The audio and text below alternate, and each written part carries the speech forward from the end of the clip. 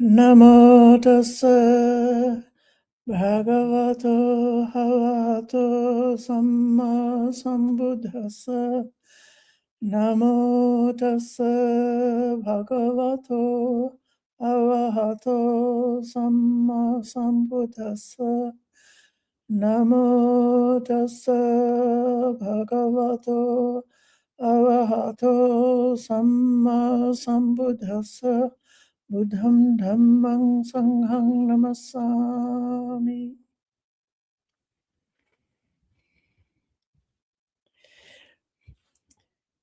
Good evening and welcome to this Tuesday night Sutta program with the Empty Cloud Monastery. We're now coming into the second week of a series that was requested, looking at the 10 perfections or the 10 paramis, which is in the it's given in the Jataka stories, and it's especially given in the Charya Pitaka, which is a text that's actually the last text that was added to the canon of Theravada Buddhism. As we said last time, the devotion to the paramis and the practice of the paramis was very much associated with the previous lifetimes of the Bodhisattva over many, countless lives, hundreds of lives, thousands of lifetimes, when there was a dark age, when the world had forgotten how to come to the end of suffering, and it had to be discovered anew. And the Bodhisattva in those lives was cultivating the purification of his heart and mind in order to prepare the ground for the breakthrough of enlightenment.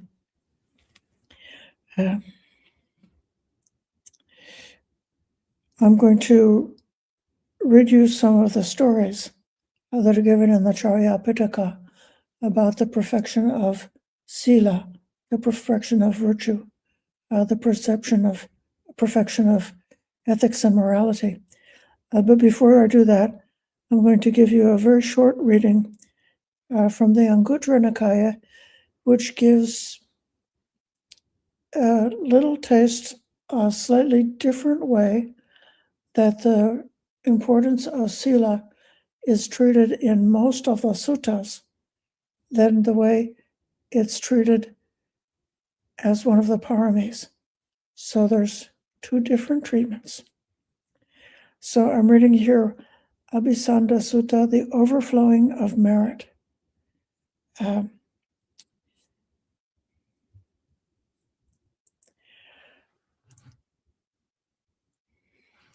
Mendicants, there are these 8 kinds of overflowing merit, overflowing goodness.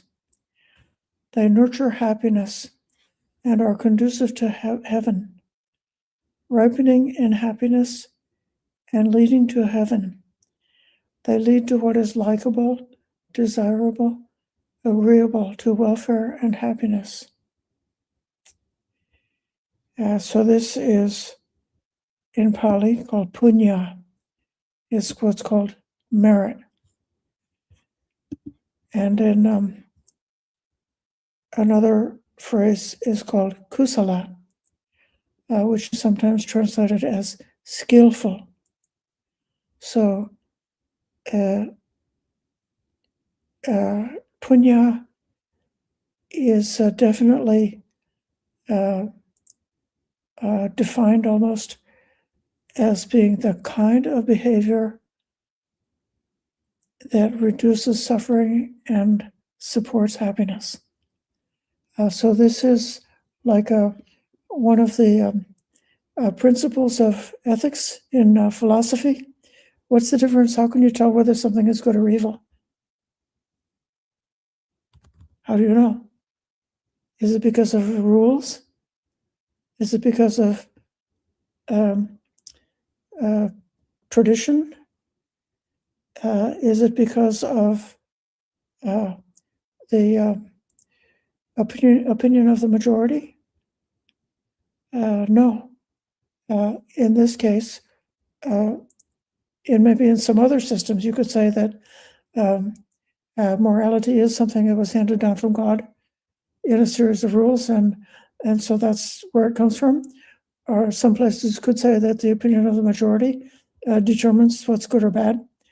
But the Buddha defined it as being what is conducive to happiness. And that means true happiness. It doesn't just mean the sensual pleasure, which is a kind of poor quality, unstable, extremely impermanent form of happiness, which quickly leads to disappointment, but more the kind of happiness which is long-lasting. And in this case, it's referring to a heavenly rebirth. So the kind of rebirth that a person takes is then comes to the thought of karma or karma, the cause and effect, that the character of our ethical choices, our ethical decisions has a result, both moment to moment. There's a karma with immediate result. If I do something wholesome, I may immediately feel some joy and happiness. And then it also has a long-term result within this lifetime. If I do wholesome karma, and that becomes the habit of the mind, then in effect, a good deed becomes a good character, and I become a virtuous person, and a virtuous person is a happy person. And then, of course, we know that whether you say someone is a good person or an evil person, it's not that they have some kind of permanent essence that is stuck to them, that is never changing. But instead, the karma is like an accumulation of habits that's got a certain kind of momentum. So if a person's done thousands and thousands of wholesome, beautiful, skillful choices, then it's much easier to go down that same track. And then from life to life, the heavenly rebirth in the Buddhist cosmology is a result of merit or wholesome karma if a person does not realize enlightenment. If they realize enlightenment, they come to the end of rebirth.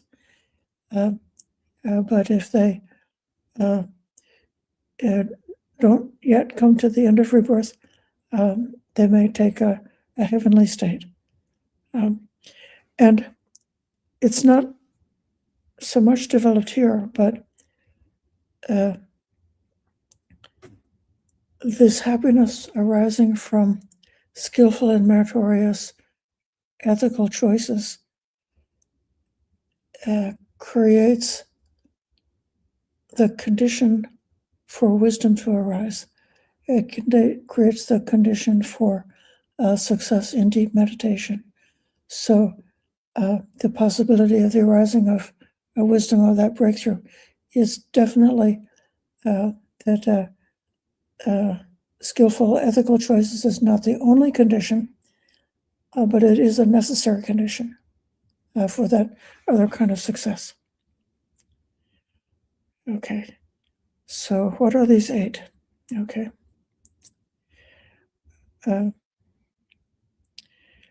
First, a disciple has gone for refuge to the Buddha.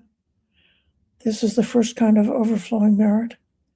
They've gone for refuge to the teaching or to the Dhamma. That's the second kind. They've gone for refuge to the Sangha. That's the third kind. So that initial confidence and faith. You could say the trust, that we trust this path of practice. If we don't have trust, we won't be able to do the work consistently unless we trust that this is a safe path and it's a successful path. And we're so glad that we've had the chance to experience that this Dhamma that's taught by the Buddha and realized by the Sangha of the Buddha's followers is beautiful in the beginning, beautiful in the middle, beautiful in the end. So at the very early stages of doing and undertaking these practices, we can already begin to see the results, and the deeper we go, the more results we see. And that means it's possible for that trust in the path to build up. So we should not expect to torture ourselves with the expectation that later on we'll get some benefit.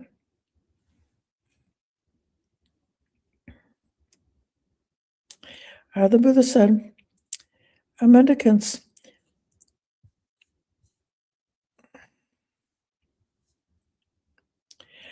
these 5 gifts are great, primordial, long-standing, traditional, and ancient. They are uncorrupted as they have been since the beginning. They are not being corrupted now, nor will they be.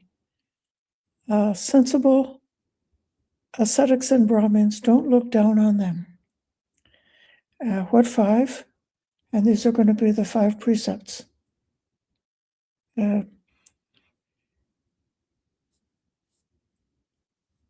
First, a noble disciple gives up killing living creatures. By doing so, they give to countless sentient beings the gift of freedom from fear, freedom from enmity, freedom from ill will. This one sentence is the idea that I wanted to get across by choosing this reading, that if a person begins with the general right thought or right intention of wishing to be harmless, wishing to be generous, that's the previous step on the part of the Eightfold Path. It starts out with right view and effect as having some level of confidence, and then what's called right thought, the thought of harmlessness, the thought of non-cruelty, and the thought of generosity is the second point.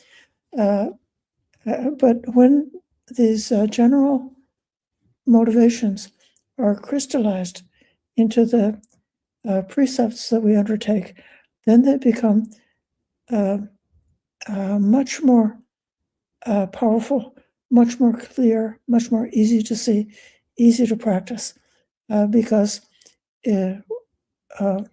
it's like when if you develop a perception of something, if you put a frame around it, you say, I'm putting a frame around my face. So your perception of my face is more distinct when it's framed in that way. And so just the same way, your general idea about not harming becomes more distinct, more precise, more powerful if you frame it in terms of the precepts. And the first precept, not to kill.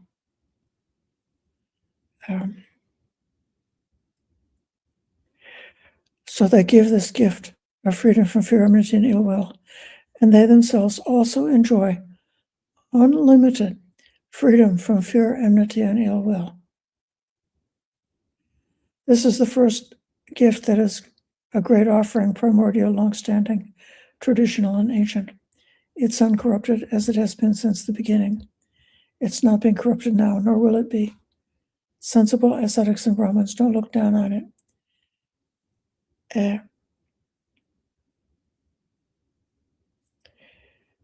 And then it goes on to say that the noble disciple gives up stealing. The noble disciple gives up sexual misconduct. The noble disciple gives up lying. And the noble disciple gives up beer, wine, and liquor intoxicants. And all of those ethical precepts are giving that gift to countless other beings, as well as giving that gift to our own self. And so this is establishing in one way that people who may have undertaken 8 precepts, 10 precepts, 75 precepts, or 311 precepts, will always give the most precious and valuable place to the 5 precepts, knowing how valuable and important the 5 precepts are. The additional precepts that a person may take on retreats provide many more aids and assistance and details to help cut away the tendency towards different kinds of clinging to essential pleasures or different attachments, to reduce the distractions, to simplify one's life in order to create even more space for meditation. But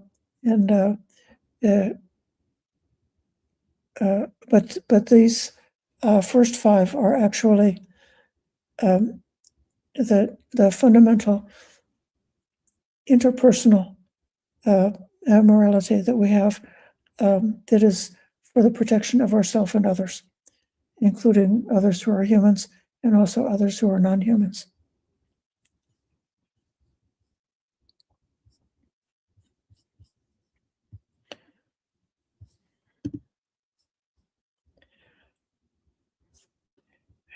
Now I'm going to read you some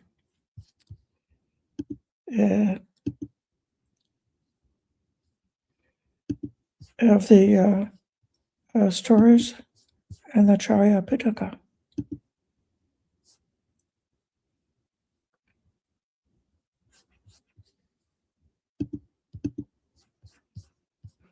Okay, here we go.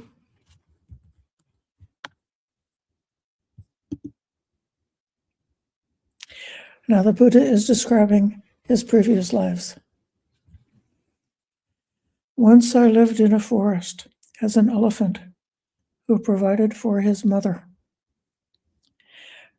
At that time, no one on earth could equal my virtues.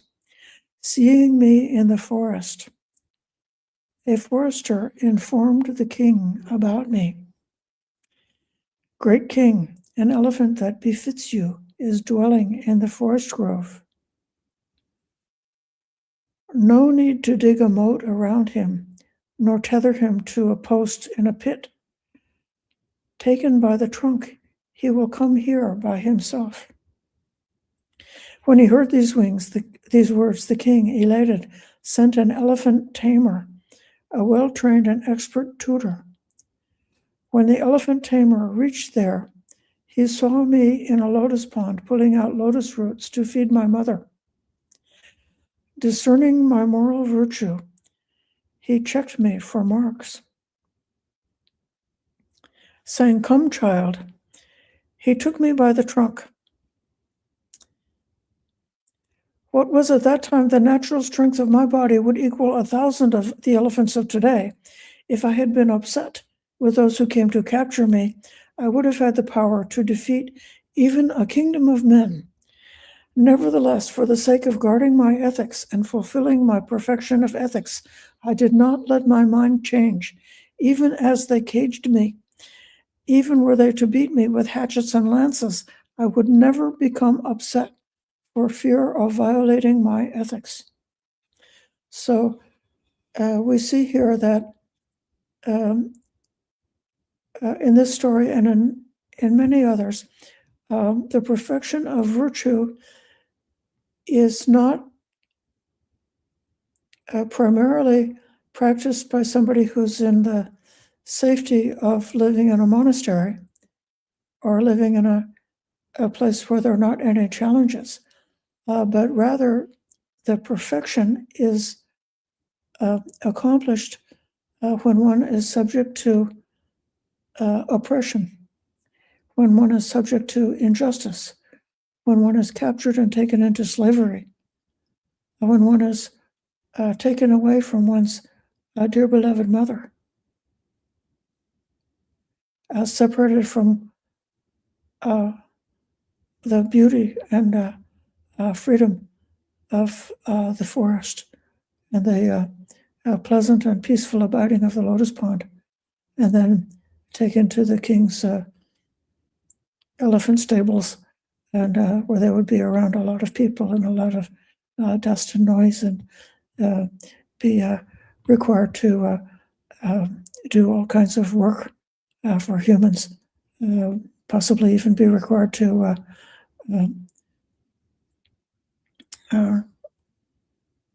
go into battle. So the perfection of morality, the perfection of virtue, is also involved with that state of mind, which would be the precursor to committing a fault. So it would be because of anger that one might kill, or it could be because of greed that one might steal, or could be because of fear that one might tell a lie. And so in his striving to reach this perfection, not only is he avoiding those kind of external actions, but also he's making the claim that he did the internal stability, the imperturbable quality, so that the state of mind is so pure that it could not be disturbed. Let's try another one. Here's the dragon. Buridata is a dragon. We're not exactly sure what creature it is from this poem, but in the Jataka story that's related to this, Bhikkhu Sujata concluded that it was a dragon. I was Buridata, a great dragon of great psychic power, together with Virupaka, the great king. I went to a heavenly realm. Virupaka is one of the kings of one of the snake kingdoms, There I saw gods wholly given over to pleasure. For the sake of going to that heaven, I undertook the observance of ethics.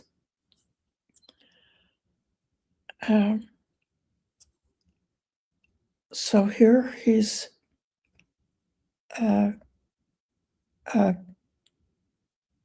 practicing both not stealing and also extremity of generosity.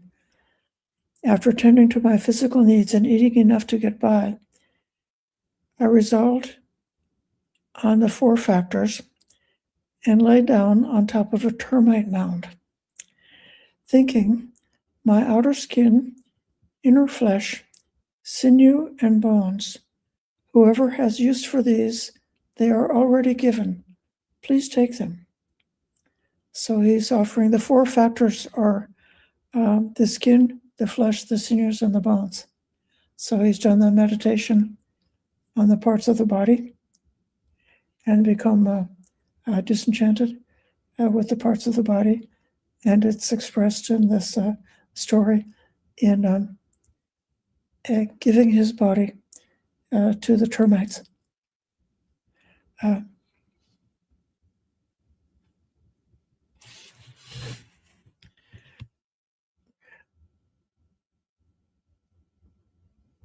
in Christianity, Jesus gave his body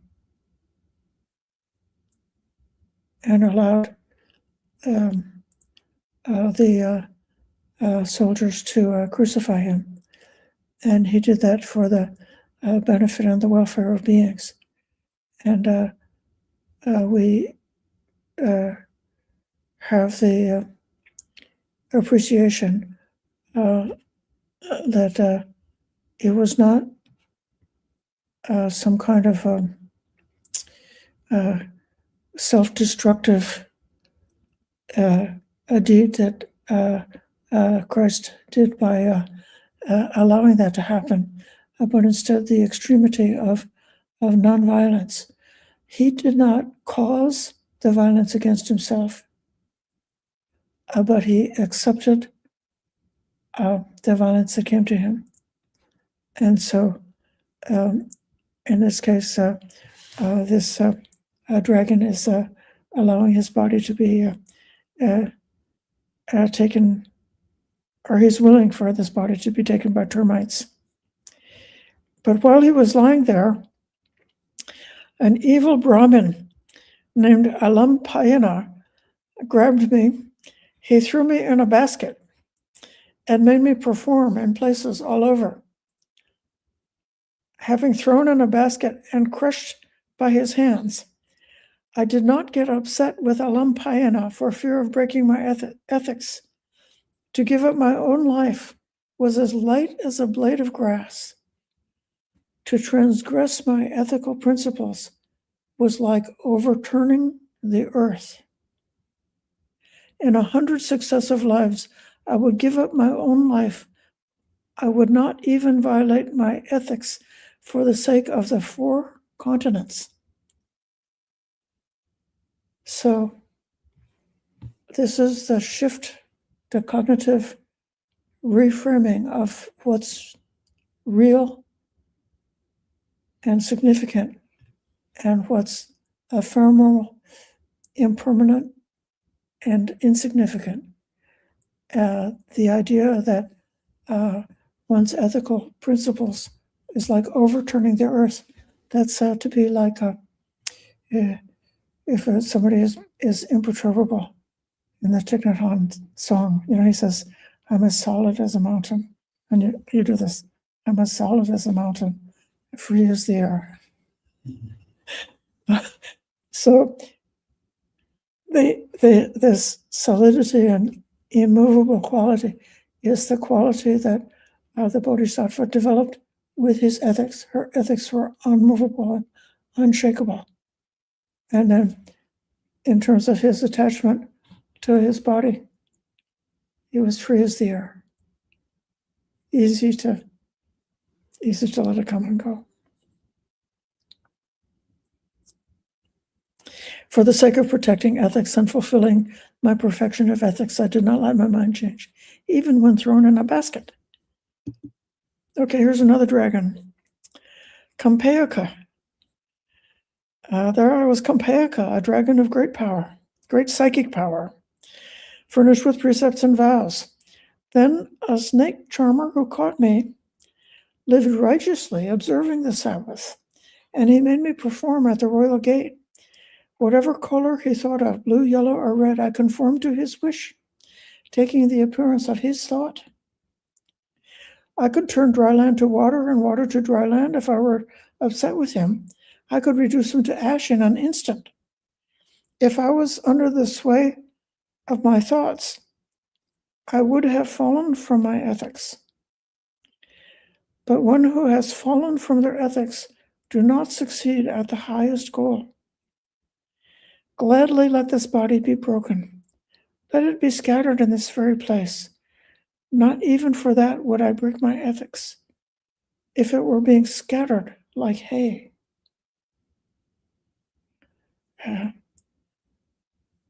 So in this case,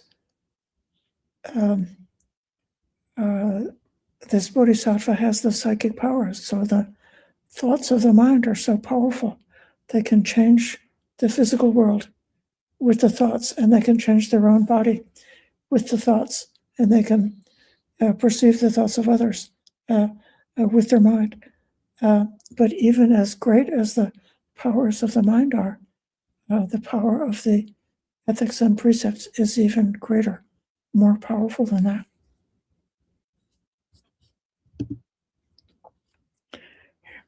Here's the conduct of Chula Bodhi.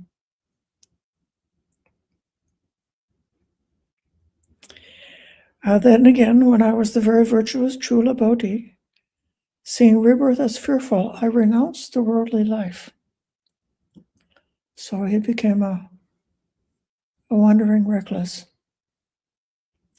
She who had been my partner, a Brahmin lady with golden skin, unconcerned with the cycle of rebirths, also renounced worldly life.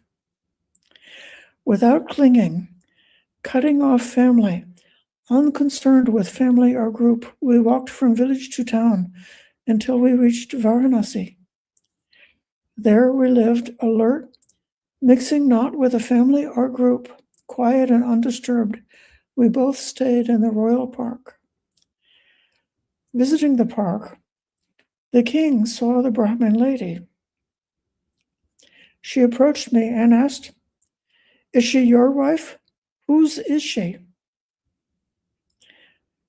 When he said this, to him I said the following: "She is not my wife.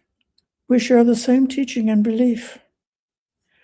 Infatuated with her, he had his men seize her, compelling her by force.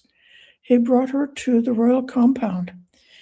She who became mine by touching a water jar, that's a reference to the marriage ceremony. I'm not completely sure what the full ceremony is, but I think it might involve that the betrothed, they pour water over the hands of each other as a part of that ceremony. Born together, one in beliefs. When he dragged her away, I felt so angry. Together with the arousing of anger, I remembered my precepts and vows, and right there, I controlled my anger. I did not allow it to grow.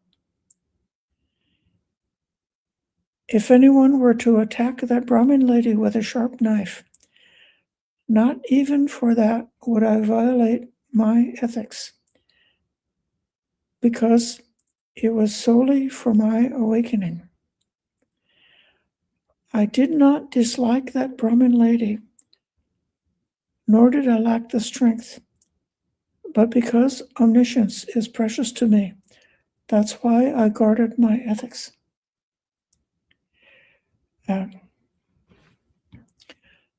This brings us to the theme which is troublesome to people in modern times, thinking that it would be extremely selfish of a man not to assert his protection over his spouse. And what I realized, this is similar to the Vesantara Sutta that we read last weekend at the session here, where the Brahman requested the gift of the wife, and the Bodhisattva gave his wife as a gift when it was requested. So in this case, the king asked, "Is she yours?" Well, the thing is, in those days, a married woman is considered as the property of the husband. So doing adultery with a married woman is considered an offense of theft against the husband, as much or more so than it's considered an attack against the woman herself. That's just how the morality was constructed and viewed at that time. And a child also is considered to be the property of the father. So if you steal the child, you've stolen the property from that family.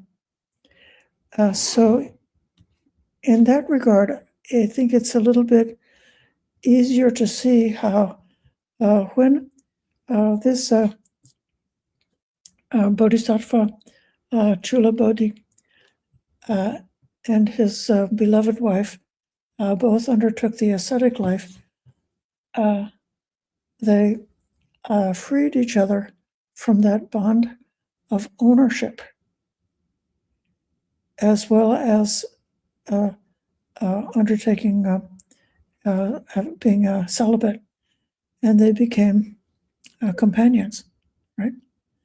But even one's companions in the holy life, if somebody wanted to kidnap me and make me into a slave, it's possible that my colleagues here at the monastery could feel very angry about it, right?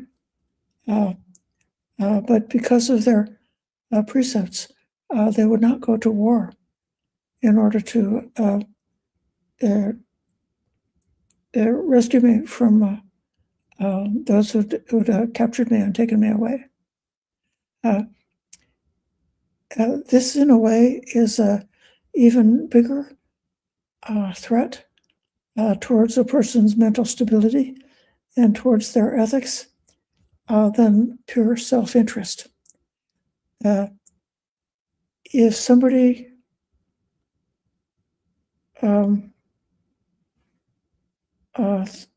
threatens an individual in terms of their individual self-interest, they may very easily be willing to compromise and to give and to tolerate whatever the assault or the insult was to them as an individual. But then if they assault or harm a member of the family, then the clan is considered to have an ethical responsibility to take vengeance. So this is how you get warfare of the clans. Have you ever heard of the Hatfields and the McCoys? No, it's a history lesson. So in West Virginia, there were two large families. One was named Hatfield and one was named McCoy. And there was a murder. And so then the other family took revenge on a member of the first family. And they went back and forth for many, many years and decades of having a feud between these two clans, continuously taking vengeance on each other. And every time there was an act of war between them, then there had to be an act of vengeance. And just the same way,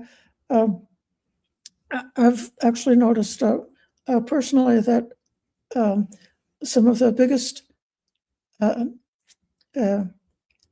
mistakes I've made of losing my temper, it was because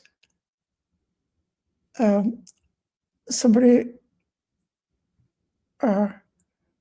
was done against my friend. And so, like, for myself, I know that's okay, I can tolerate it, but I don't feel that I'm able to say, friend, I want you to tolerate this insult or this assault. So it's like it makes me participate in it.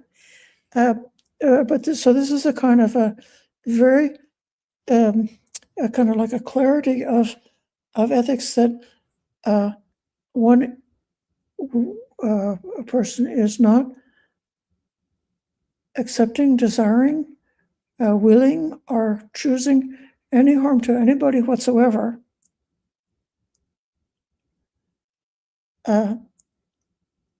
And we know that harm happens, injustice happens, stealing happens. Maybe if that lady was taken by the king, she might not be murdered or something, but might be taken into the into the king's harem and be one of 10 or 20 or 100 different wives that the king has. So, but even so, it's like being taken into slavery. And according to this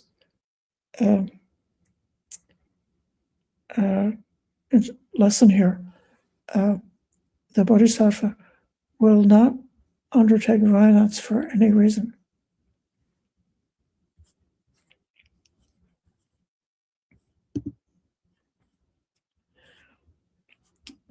Here's the Buffalo King, King of the Buffaloes.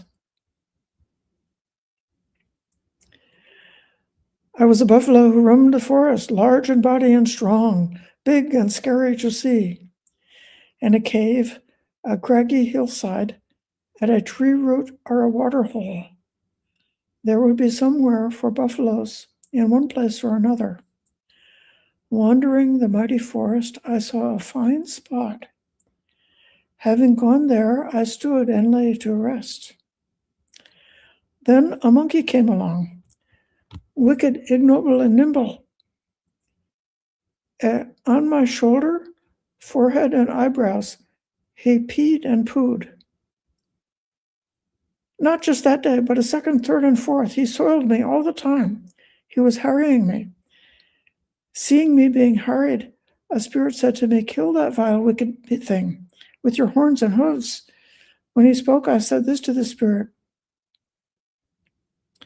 "Why would you smear me with a wicked, ignoble carcass? If I were upset with him, I would degrade myself, violating my ethics and being criticized by sensible people. Better to die from purity than live in shame. How could I, for the sake of life, harm another? Thinking of me, this one will do the same to others. And for that, they will kill him."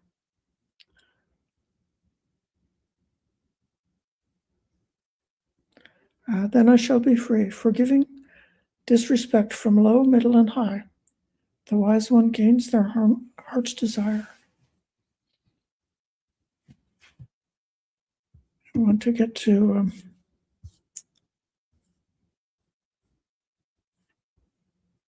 okay, here's a good one. Here's a deer king, king of the deers. I was a king of the deers named Ruru. In appearance, I was like burnished gold, focused on the highest ethics. There was a pleasant, delightful region free of humans, so I went there and stayed on the lovely bank of the Ganges. Then a man upstream, harassed by creditors, fell into the Ganges, thinking, "I live or I die." So he's escaping from creditors. Day and night in the Ganges, he was swept along the stream, crying out pitifully along the middle of the Ganges. When I heard the sound of his pitiful crying, I stood on the Ganges bank and asked, "What man are you?" When I asked, he explained to me his own deed. I was so scared of my creditors, I jumped in the great river. Taking pity on him, surrendering my own life, I entered and dragged him out in the darkness of the night. When I knew he had recovered, I said to him, "I asked you one favor. Tell no one about me." But once he had returned to the city, for the sake of money, he told when asked. Taking the king, he drew close to me. All I had done was related to the king. When the king heard this, he fitted his arrow, thinking, "Right here I shall kill this ignoble betrayer of a friend." So this story is because the creditor, the wrong had at first been done because the man defaulted his debts. And so by saving that man, the king was thinking he was in alliance associated with the other bad deed of defaulting on the debts. And so he was going to kill the deer for being in an alliance with a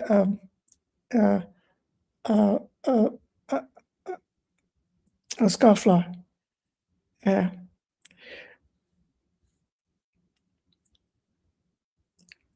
So,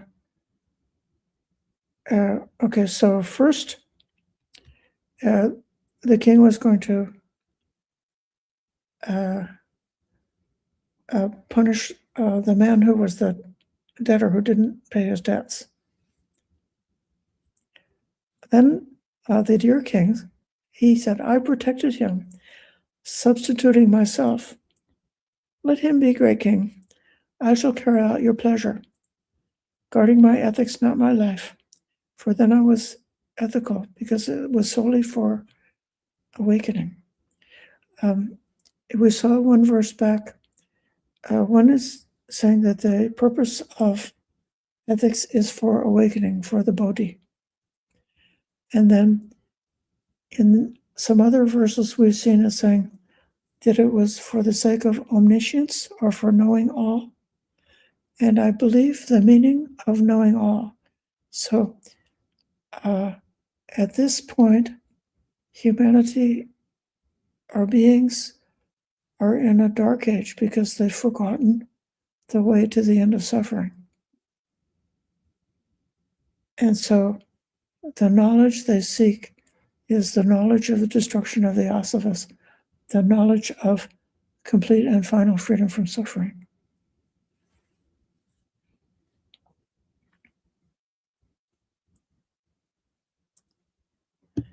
I'll read one more and then we'll pause and take some questions.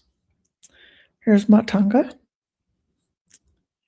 Then again, I was a Madhudhara ascetic of severe penance. Matanga was my name. I was virtuous and serene. A Brahmin and I both lived on the bank of the Ganges. I stayed upstream, the Brahmin downstream. Wandering along the riverbank, he saw my hermitage upstream. Then he abused and cursed me, that my head would split in 7. If I were upset with him, if I were not taking care of my ethics, then with just a glance, I could have reduced him to ashes.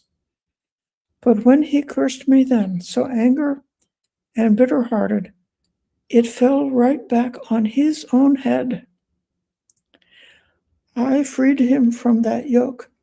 So the curse that he gave came back to him, and his own head was going to be split in 7. But the Madhudhara ascetic put a small lump of clay on top of the evil Brahmin's head, and the little lump of clay split in 7 pieces. So that's how he saved him.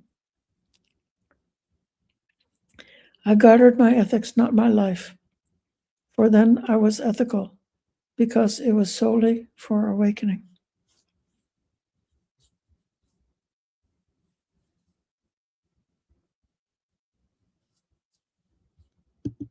Okay.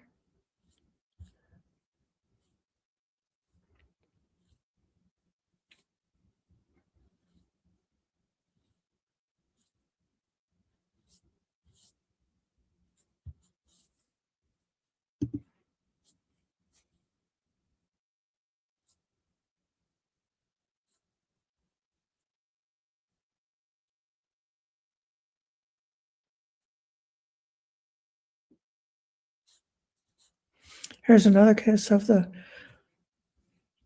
motif of the self-sacrifice on behalf of another, which is in common with the other traditions. By the way, we believe that these stories and actually the idea of the perfections also existed in the other religious traditions at the time. And so they were adapted and adopted into Buddhism and made a part of the path of the Bodhisattva in these stories. In the fine city kingdom of Panchala and the capital city of Kapila, the king named Jayadisa was furnished with virtuous qualities. I, the Bodhisattva, I was thy king's son, well educated and virtuous. Alina Satu, of fine qualities. I always cared for the attendants. My father had gone deer hunting when he came across a cannibal who seized my father, saying, "You are my prey, don't move." When he heard these words, he was scared and trembled with fear. His thighs became stiff when he saw the cannibal. "Let me go, take the deer meat," he said. "I promise to return." Having paid the Brahmin, this is another side story that's part of the Jataka. So these poems are going to remind you of stories that you've heard since you were a little baby, and your mother would have been telling you these tales, so you would remember all the details. Having paid the Brahmin, my father said to me, "Son, rule the realm. Do not neglect this city. I promised the cannibal that I will return." I bowed to my mother and father and substituted myself. Tossing my bow and sword, I approached the cannibal. Perhaps if I have weapons in hand, that might make him afraid, and I would not violate my ethics were I to frighten him. For fear of violating my ethics, I said nothing hateful to him. Lovingly and beneficially, I said the following: "Kindle a great fire. I will drop into it from a tree. When you know I am cooked, eat me, grandfather." So for the sake of my ethical vows, I did not protect my life, and I drove out forever his attacks on living creatures. So that cannibal became good after having been in contact with the Bodhisattva. So the war between that cannibal and humanity was brought to peace. So these are some of the verses of the Charya Pitaka about the perfection of virtue, and they are mostly focused on the precept of nonviolence, non-killing.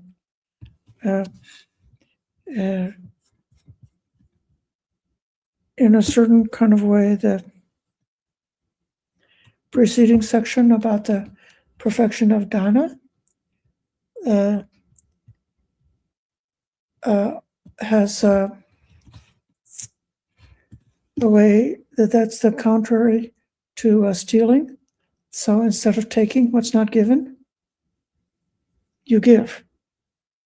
So the opposite practice to stealing is the practice of giving. The opposite practice to killing is the practice of allowing one's life to be taken, if it comes to that.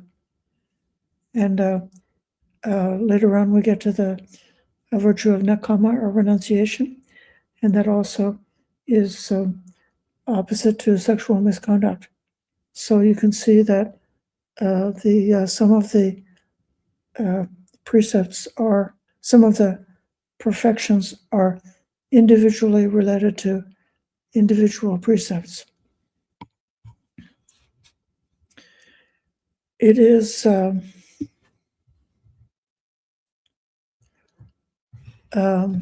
beautiful to have the clarity of knowing what one's values are, what one's precepts are, not being confused, not thinking that you have to go along with the crowd, not thinking that you have to go along with the rules of society, not thinking that you even have to be ruled by the regulations of civil law, but that your own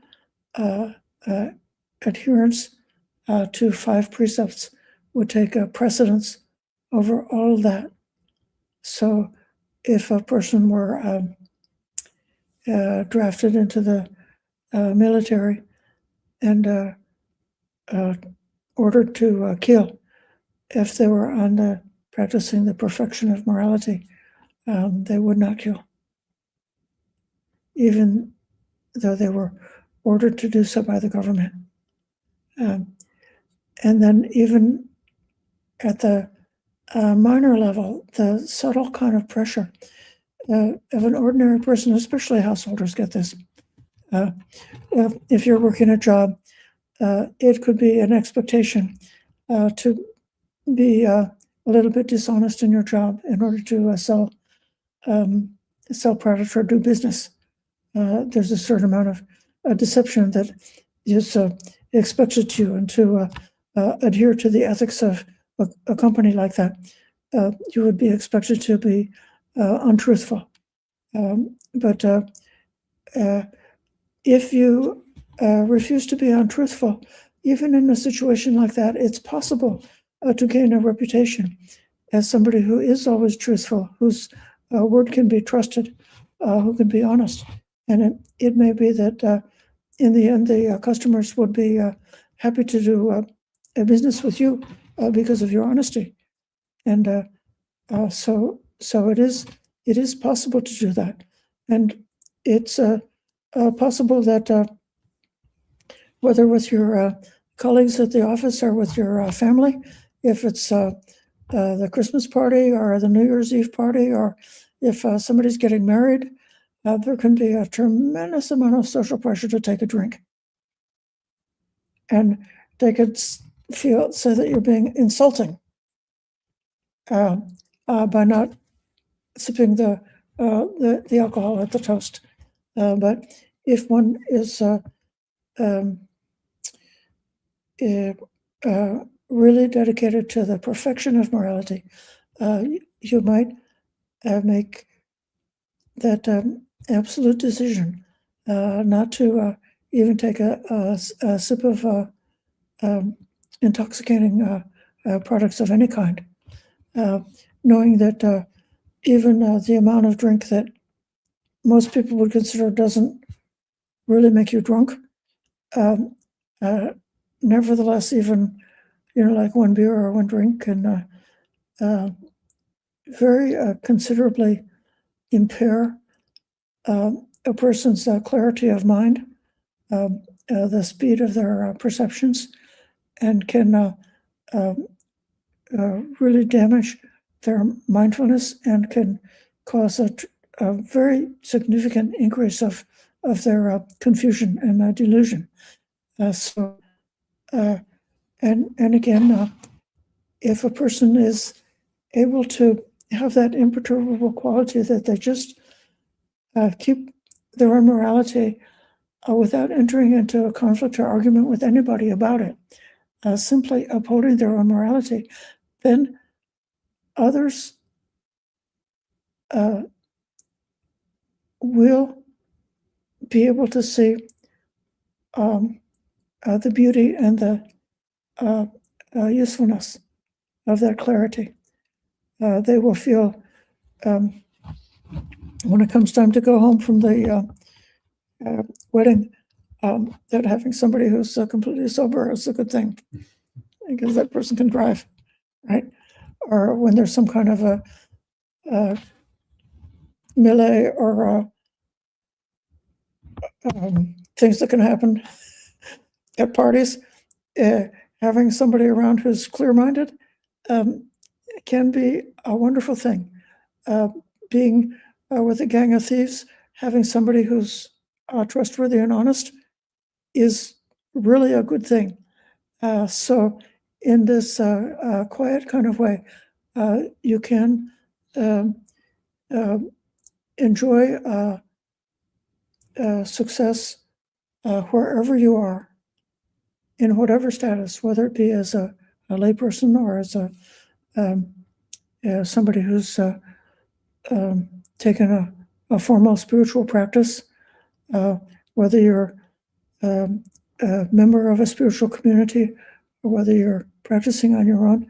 It's always possible to uphold precepts, and even if from time to time you might encounter disrespect, as we see in the story, that disrespect will not affect you.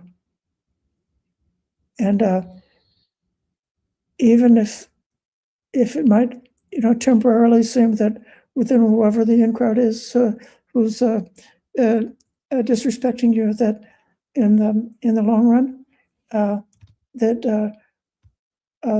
the qualities of virtue will be clearly seen, and it makes a person very lovable, very safe, safe for humans, safe for devas, beloved by both, and beloved by people who are wise. So a person like that will be able to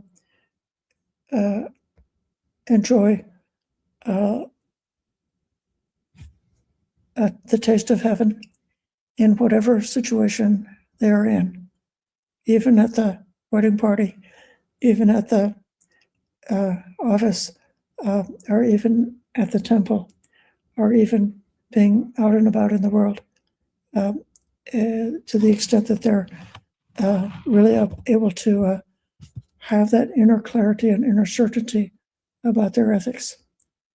I would invite those who would like to think about reviewing their 5 precepts and see whether there's any aspect in which they could do a little better. And if they were cutting corners, don't cut the corner anymore, and find one thing that they might do to become better stabilized in virtue, and make that as an adhitthana for this week to try and experiment. And that's the idea of the perfections, is to make a resolve, to make a determination, to make a decision to uphold these values. And now I'll look at the questions. Here's Uttara, Manal, Gregory, Ryan, Yankee Apple, and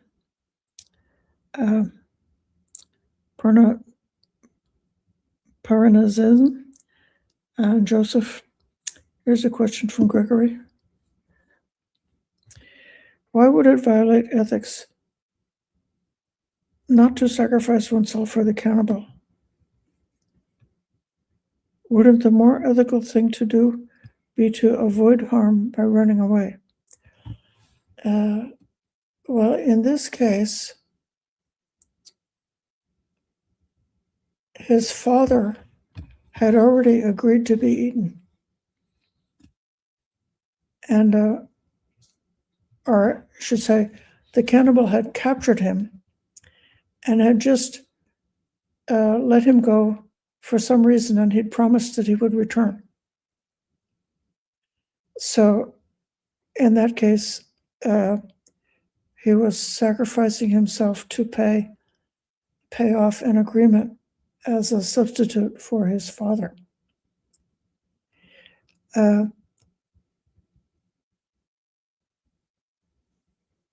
Avoiding trouble, avoiding harm, avoiding dangerous places is part of ethics.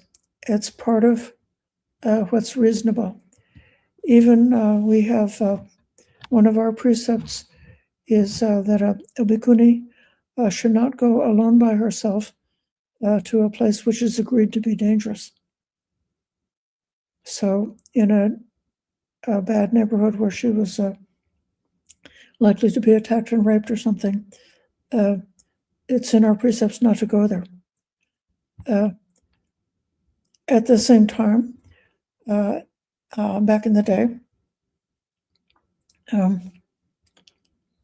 bhikkhunis would go into the forest to meditate alone in the jungle, and they would be approached by wild animals or evil men who would the wild animals would like to eat her, and the evil men would like to rape her, and they would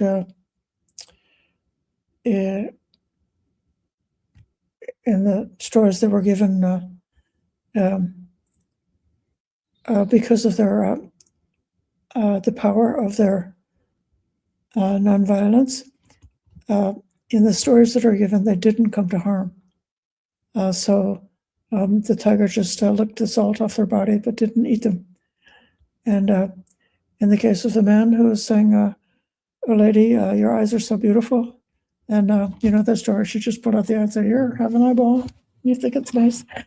And so they were able to, in a way that their embodiment of the ethic was a lesson which was being taught to the world. And so in the cases that we see in the sutta stories, by being ethical, one tames those who are not ethical. It may be an element of the folk tales of the previous time that this strong theme of sacrificing one's life, giving up one's life for the sake of others. That's that's a huge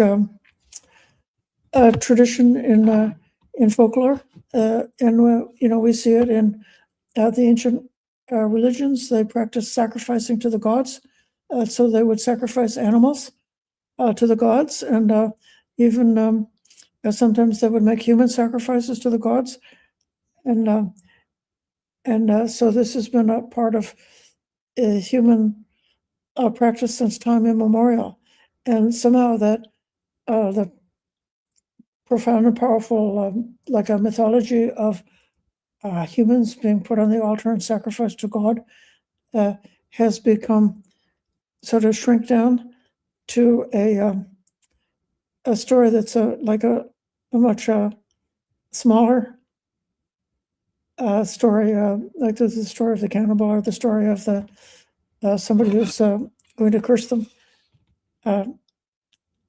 So we don't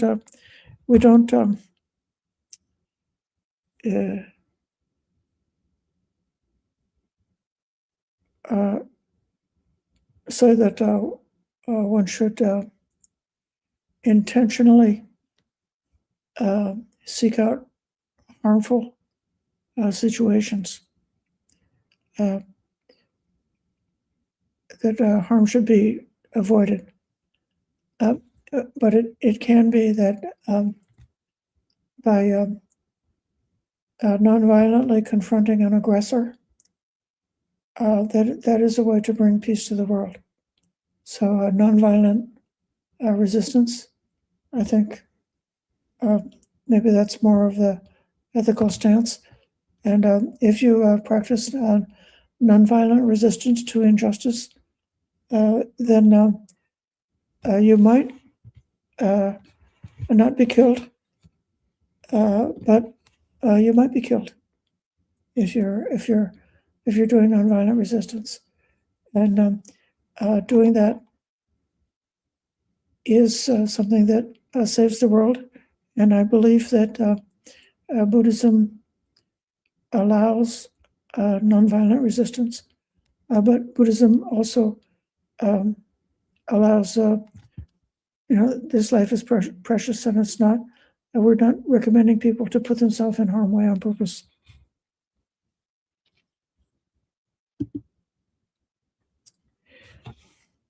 Ryan says, these stories the Buddha recounting his past life as a bodhisattva. Yes. And they're also Jataka stories.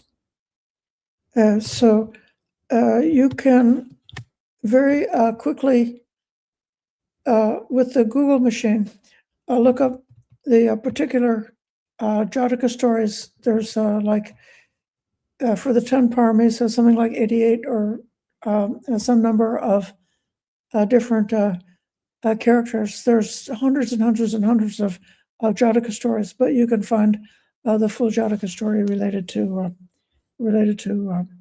each one of these poems.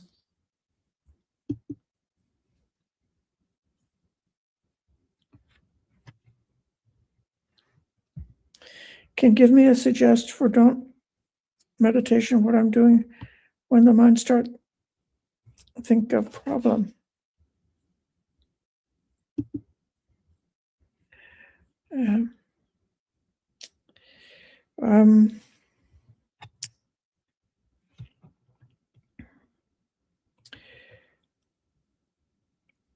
My experience is that when the thinking mind becomes a problem because of aggravating things that happen, or else then are the memory of aggravating things that happened before, or the worry about aggravating things that might happen, that can cause the mind to be churning around. One thing that's very powerful and effective is to pay attention to the body and the sensations of the body. So that is way is just it's just moving the focus of attention away from where the trouble is. And that's one nice way to calm down. And then if the mind has become somewhat calmed, then you can use a reflection or a saying to help to move the mind away from those troublesome thoughts. So it would be like if you would say,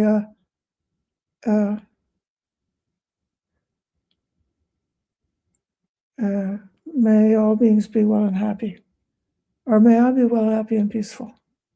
May all beings be well, happy, and peaceful. May I be well, happy, and peaceful. May all beings be well.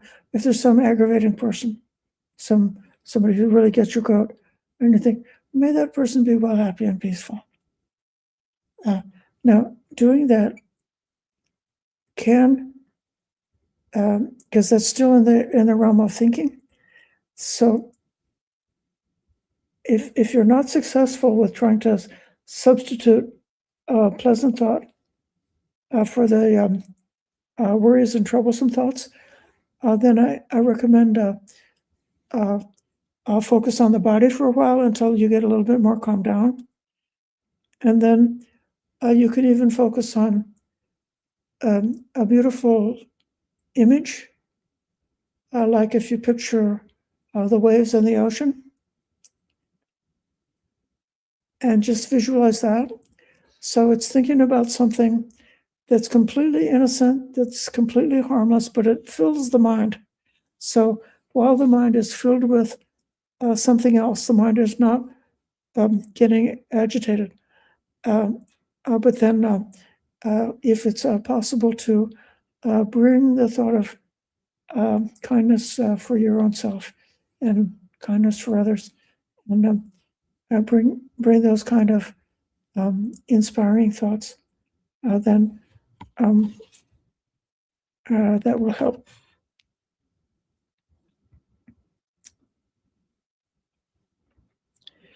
I'm going to continue these questions.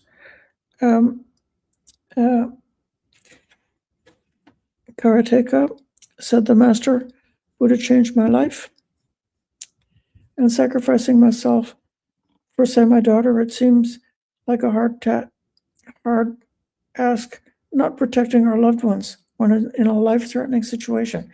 Yes, that's really a hard ask. It's one thing that's quite troublesome to think of not protecting one's loved ones. So, to my belief, and my understanding, you should protect your loved ones, but you should find a peaceful and nonviolent way to protect your loved ones. You should find a way to protect your loved ones which is filled with compassion towards their entire situation, not filled with hatred.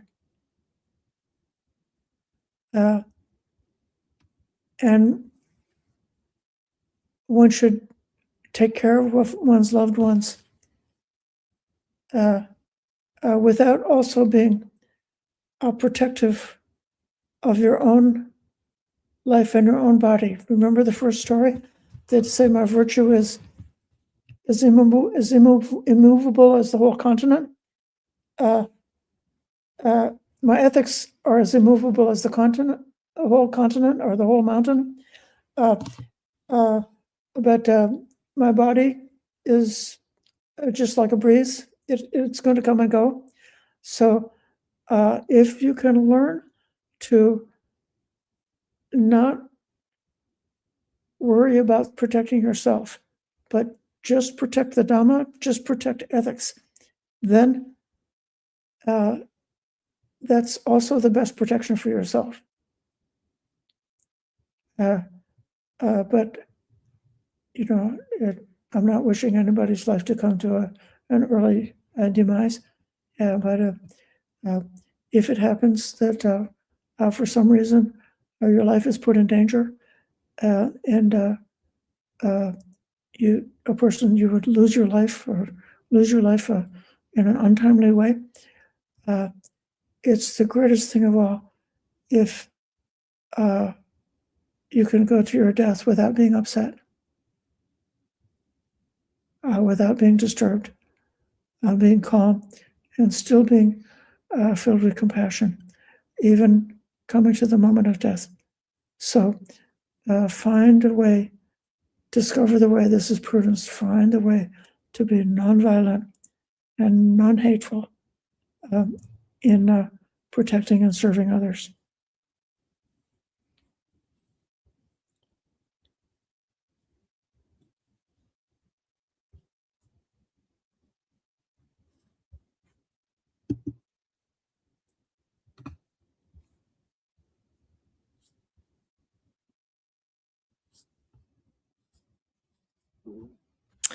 So that may be enough for tonight. Thank you, everybody, for your patient listening. And good luck with your adhitthana, with making some kind of a resolve to do something special to try to be a little bit better this week. Sadhu, sadhu, sadhu.